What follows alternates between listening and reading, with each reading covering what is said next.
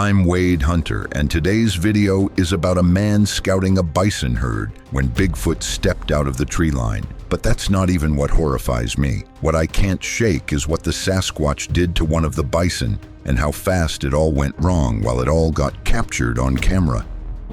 Colt Dunbar is a hunter, experienced by the sound of it. He said that he was out in a rolling meadow. He was in a ghillie suit, lying prone at the edge of the tree line, his GoPro mounted and rolling beside him, rifle up. The bison herd he'd been watching was grazing about 80 yards out across the open grass. Everything was lining up. By every reasonable expectation, the next thing that was supposed to happen was a shot and a clean harvest. But that is not what happened. There was movement at the tree line. Not wind, not a deer pushing through brush. He saw something massive stepped out of the trees into the open meadow. And it was upright, fully, completely upright, and moving with a kind of deliberate, forward-leaning purpose that Colt said he felt before he finished processing what he was seeing. It was not 6 feet. He immediately knew that it wasn't just a normal ape. It was a textbook Bigfoot. He described the Sasquatch as massive in a way that changed his sense of scale for the entire landscape around it. He said the grass that came up to his knee looked short next to the Sasquatch. He said Bigfoot moved with long, ground-covering strides, not shuffling, not hunched, not cautious, just walking, the way something walks when it knows exactly where it is and exactly where its feet are going before it puts them down. The Sasquatch had cleared the tree shadow and was in the open meadow and was heading for the herd, and Colt's finger came off the trigger without him deciding to move it. The herd should have run. I want to be very clear about this because it's easy to move past it, and it deserves a full stop. Every instinct those animals carry, selected over thousands of years of surviving things that wanted to eat them, refined across generations of being prey, should have fired the moment something that large and that unfamiliar broke out of the trees and came toward them at a walk. They are not passive animals. Bison will hold their ground against wolves. They will hold their ground against bears. But something about their wiring makes them bolt from the unfamiliar,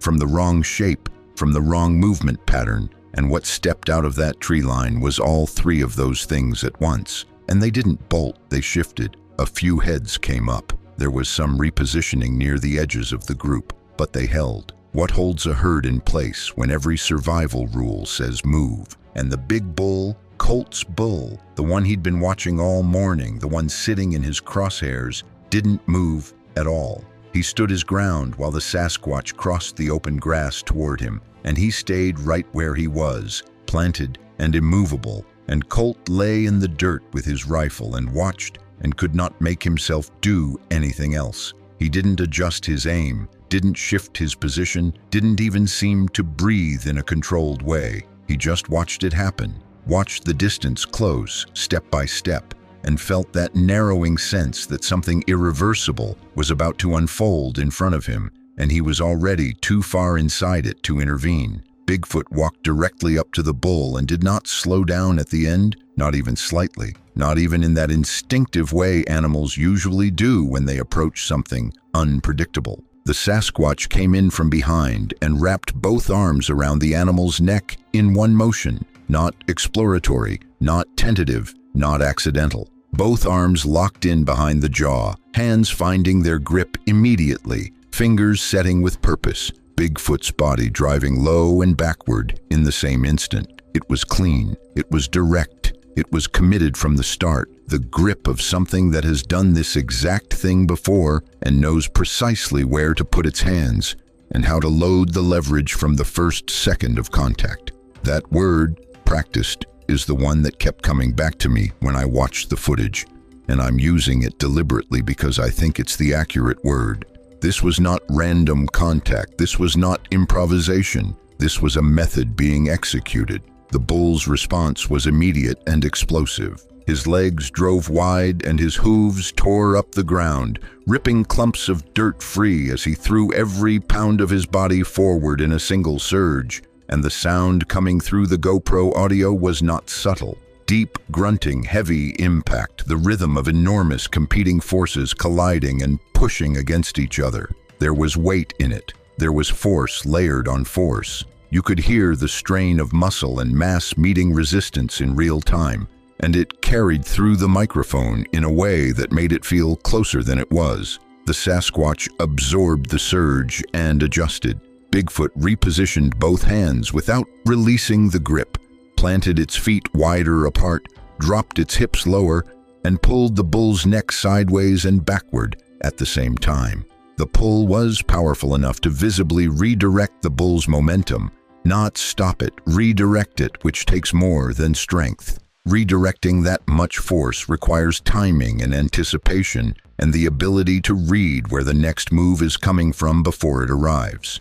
The Sasquatch had all of that.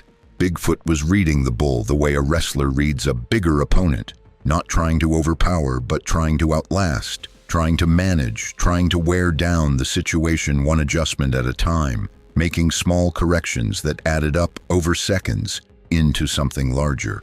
What happens when strength isn't the deciding factor anymore? And through all of it, through the initial grab, through the bull's first surge, through the repositioning and the grinding back and forth effort, the Sasquatch's body language stayed controlled. That was the detail that kept me up, the one that I kept circling back to when I replayed it. Bigfoot wasn't frantic. The Sasquatch wasn't reacting in a panicked or chaotic way. Bigfoot was managing the exchange. There was a calculation in it. There was pacing in it. Colt said that there was something that looked like problem-solving happening in real time, like the Sasquatch was actively adjusting its approach based on what the bull was doing second to second. And I know exactly how that sounds, and I'm telling you anyway, because that is what Colt said and that is what the footage suggests if you sit with it long enough. The bull kept fighting. The bison was not a willing participant, and it threw everything it had into proving it, pushing forward again and again with full-body commitment. The bull surged forward again, and the Sasquatch pulled it back. It surged a second time, harder, digging deeper, and Bigfoot yanked the neck sideways to kill the momentum and planted lower and held, refusing to give ground even as the force increased. Each exchange looked like it could break the balance, and each time it reset into another stalemate that didn't feel stable. At one point, the Sasquatch shifted its whole approach, moved out of the pure neck hold and into something more like a side-body wrap, changing angles, driving its shoulder into the bull's ribs, trying to use leverage and positioning to tip the animal toward the ground. The bull's front legs came up, his body tilted at an angle that looked for a real moment, like it was actually going to continue all the way down, like gravity had finally been pulled into the equation in a decisive way. And then he dug back in, hooves finding purchase, muscles re-engaging, and pushed himself upright again, and they reset, locked together. Neither one conceding anything, both still fully committed. The camera was shaking by this point in the footage. Colt said he didn't even notice his hands moving, didn't realize how unstable the frame had gotten until he watched it back later. He said watching it in real time felt like watching a car accident.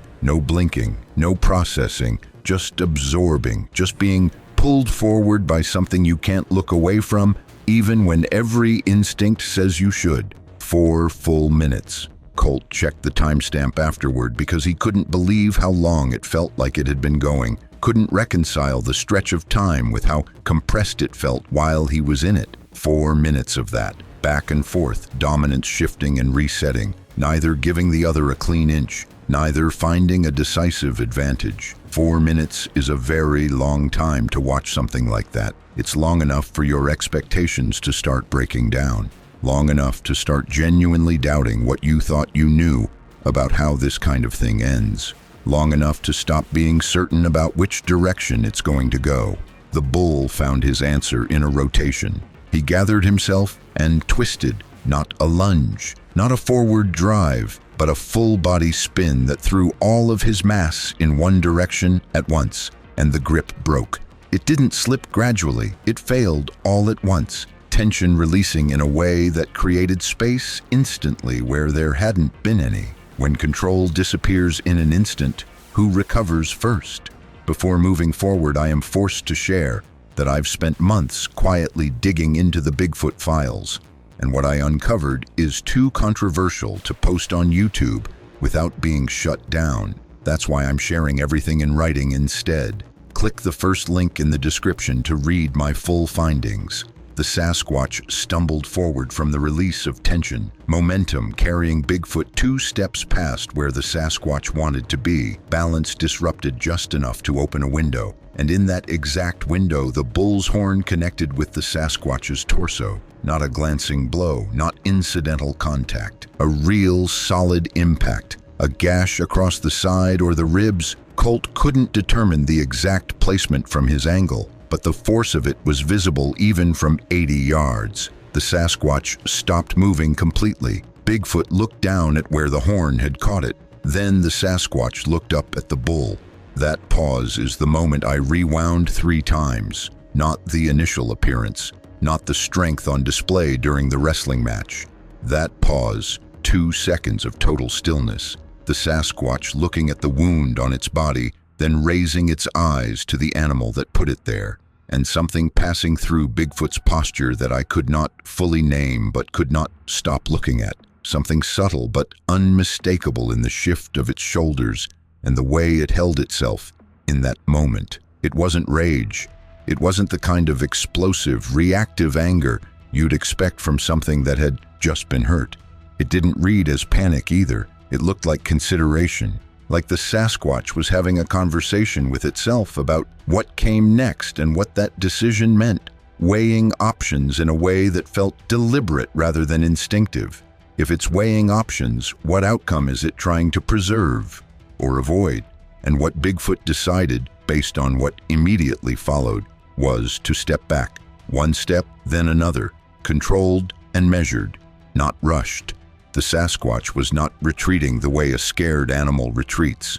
Bigfoot was withdrawing, choosing to disengage with intention. Something had changed in the Sasquatch's assessment of the situation. Something recalculated in that pause, and Bigfoot was acting on that change without hesitation.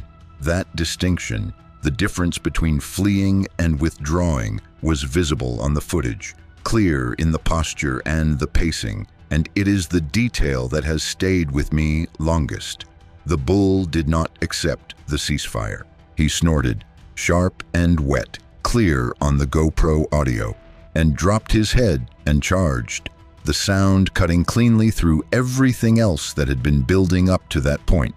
The Sasquatch had already turned and was moving back toward the tree line at a fast, steady walk, not running, not scrambling, the pace of something that considers itself in control of where it is and where it's going. It looked measured. It looked deliberate. It looked like a disengagement that had already been decided and accepted. Bigfoot was wrong about that, and the correction came fast. The bull closed the 30 feet between them in seconds, eating up the distance with a speed that didn't look possible for something that size, and hit the Sasquatch square in the back at full speed. All of that mass delivered forward without hesitation. The impact sound that came through the camera was the heaviest thing I have heard on submitted footage in years. It wasn't just loud. It was deep and total and final sounding, the kind of sound that registers somewhere below your hearing, somewhere in your chest where it lands and stays for a second longer than it should. It had weight to it. It had consequence in it. When impact sounds like that, how much damage is already done before anything moves again?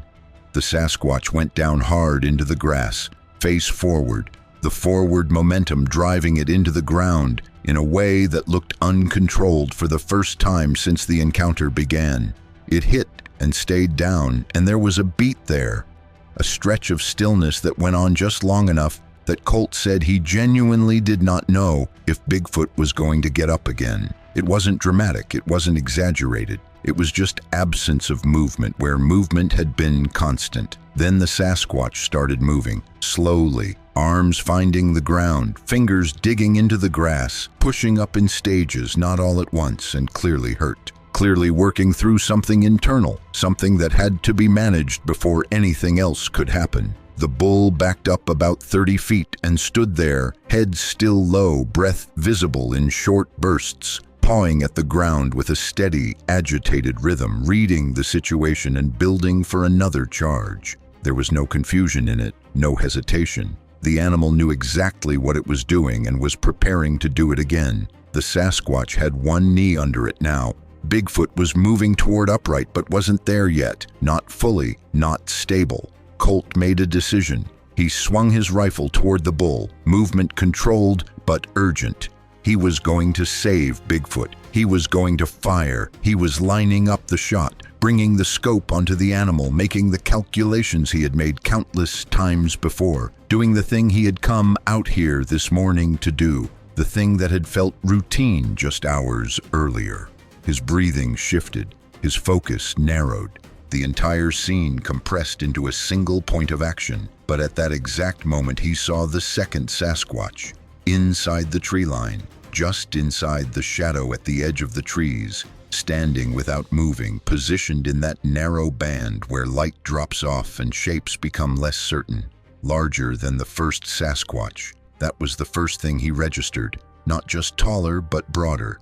Heavier through the shoulders, carrying a different kind of mass that changed the outline completely. Older was the word Colt used, not in a literal, measurable way, but in the sense of presence, of something that has existed long enough to move differently within a space. There was a different quality to it, the kind that doesn't need motion or sound to fill the area it occupies, the kind that you can feel before you consciously register why you're feeling it. If something dominates the space without moving, what does that imply about its role here? And this second Bigfoot had been there, standing in that exact spot, completely still and completely silent, for the entire duration of everything Colt had just watched. The entire 4-minute wrestling match, the gash, the stumble, the first disengagement, the charge and the impact and the Sasquatch going down into the grass. The adult Bigfoot had been there for all of it, watching without moving, watching without intervening, watching with the stillness of something that chooses stillness deliberately because it has the option of doing otherwise and has decided not to exercise it. And there's something about that I haven't been able to shake since I first watched the clip. It wasn't the strength. It wasn't the wrestling or the control or even the way the encounter escalated. It was the fact that there was a second Sasquatch who had been there the whole time and had chosen to do nothing but watch. That level of patience, or that level of confidence that its presence wasn't needed, tells you something. It implies a structure to the situation that isn't obvious at first glance. I don't know exactly what it tells you, but it tells you something, and once you see it, you can't unsee it. And when Colt saw the adult Bigfoot, the Sasquatch was looking not at Colt, not at the rifle, not at anything that would suggest it had noticed him at all. It was looking at the scene in front of it, at the juvenile Sasquatch on the ground and the bull that had put Bigfoot there. Its attention was fixed forward, steady, engaged in a way that made everything else feel secondary. Colt said he forgot how to breathe. He said it as plainly as he said everything else in his account, without embellishment. And I think it is the most accurate description available for what happens when you realize, fully and suddenly, that the Sasquatch you have been watching is not alone, and that the Bigfoot standing in the trees has been aware of this entire situation from the beginning in a way that you were not. He did not fire. The rifle stayed where it was. He said it felt less like a decision and more like his body understanding something before his mind had the words for it. Something that made pulling the trigger feel incorrect, in a way he couldn't justify but couldn't ignore. The bull had redirected while Colt was locked on the adult Sasquatch. Time hadn't stopped. The situation hadn't paused to accommodate his attention. The juvenile Bigfoot was still working toward upright, still dealing with what that first charge had done, still in that vulnerable transition between down and standing, and the bull was coming again. Head down, committed, full momentum building with every step. The juvenile Sasquatch saw it coming. If no one intervenes, how does this end for the one still getting up? Bigfoot was on its feet by then, maybe unsteady but upright, and the juvenile turned to face the charge instead of stepping aside. The Sasquatch waited. Bigfoot held its ground and waited, and in the last possible moment reached down and grabbed a rock. Large, heavy, irregular, the kind of stone that would cost a grown person real effort just to budge, and threw it, one-handed, directly into the path of the oncoming bull. The impact was concussive. The sound hit the GoPro like a physical force. The bull's legs buckled and his momentum folded under him, and he went down into the grass, stunned, heavy, suddenly still. The juvenile Sasquatch was already moving. No pause, no hesitation, no moment of standing back to evaluate. Bigfoot crossed to the downed bull immediately and struck him, heavy, downward, repeated, and Colt lost count of how many times. He said he stopped trying to count around 5 because the counting felt like the wrong instinct, like the wrong thing to be doing in that moment. The bull stopped moving, and then, and this is the part that Colt wrote about with the most difficulty, the part he said he spent the most time trying to find language for, the juvenile Sasquatch reached down and lifted him, both arms fully extended, the dead bull raised up off the ground in one clean motion and held there, overhead against the morning sky. Who is that display meant for, Colt the adult or something else entirely? Colt put the animal at somewhere between 1,800 and 2,000 pounds. He watched that weight go up and stay up, the juvenile Bigfoot underneath with arms locked straight, holding the mass of the bull above the grass. It was not labored. There was no shaking, no visible strain from 80 yards. It was a display, a held moment, and the only witness to it, besides the wind moving the grass, was Colt Dunbar lying in his ghillie suit, with his breathing all wrong. The adult Sasquatch came out of the tree line. Bigfoot walked into the open meadow at the same measured, unhurried pace the Sasquatch might have used to cross a room, covering ground without any urgency, certain of every step. The adult Bigfoot came toward the juvenile Sasquatch and stopped in front of it, and there was no sound between them that Colt could hear. No call, no vocalization that the GoPro recorded. But the exchange was legible in the way bodies are legible when language is beside the point. The adult Sasquatch reached out and placed a hand on the juvenile Bigfoot, the shoulder or the head. Colt wasn't certain of the exact placement from his angle, and held it there for 2 or 3 seconds. An acknowledgement or a check, something that, removed from its context and described without what surrounded it, would sound like the most ordinary and recognizable thing in the world. Then the adult Sasquatch took the bull. Bigfoot reached over and pulled the animal down and slung it across its back in a single, easy motion, the way you pick up something you have been carrying your entire life, completely familiar with every pound of it, and turned toward the tree line. The juvenile Sasquatch fell into step beside the adult Bigfoot. They walked together through the long grass toward the trees, the adult Sasquatch carrying the bull across its back as though the weight were nothing, the juvenile Bigfoot alongside, and they moved without hurrying and without any sound, and the shadow of the tree line came up around them, and they were gone. The meadow went quiet. The grass moved in the light wind. The herd was somewhere far across the open ground, and Colt Dunbar lay in his ghillie suit with his rifle beside him and did not move for a very long time. Neither Sasquatch ever looked in his direction, not once at any point in the entire sequence, from the moment the first Bigfoot stepped out of the trees to the moment the second Sasquatch stepped back into them. Not a single glance toward the spot where Colt was lying 80 yards away in full camouflage with a loaded rifle. Either the Sasquatches had no idea he was there, or they knew, and Colt simply wasn't relevant to anything that mattered to them. Colt told me he still thinks about that almost every day since it happened, and he still cannot decide which possibility sits worse with him. Colt never went back to that meadow, and honestly, I don't blame him.